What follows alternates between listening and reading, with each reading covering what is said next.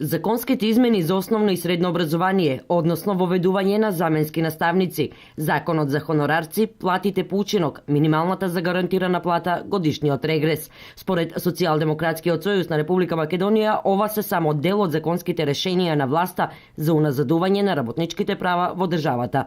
За овие и останатите проблеми евидентирани од опозицијската партија, вечерва ќе стане збор на трибината насловена како работничките права во канџите на власта. Додека во светски рамки борбата за зачувување и унапредување на работничките права од ден на ден зазема се поголем замав, работниците во Македонија ангажирани паѓаат од скелињата пред нивни очи, текстилните работници прекувремено работат без соодветно вреднување на нивниот труд, а тие молчат.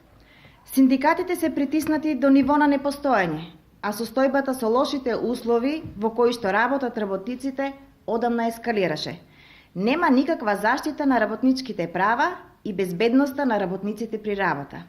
Токму затоа во пресрет на 1 мај, Меѓународниот ден на трудот, форумот на жени на Социјалдемократскиот сојуз ќе организира трибина за проблемите со кои се соочуваат работниците во Македонија, а при тоа да понудиме и наши решенија. Костова не сакаше да ги каже идеите на Социјалдемократскиот сојуз за решавање на проблемите на работниците. Најави дека истите ќе бидат изнесени на трибината која со почеток во 20 часот ќе се одржи во големата сала на општинската зграда во Штип од страна на председателот на Советот за труд и социјала во Социјалдемократскиот сојуз Мила Царовска и Милан Живковиќ, поранешниот секретар на Сојузот на синдикати на Република Македонија.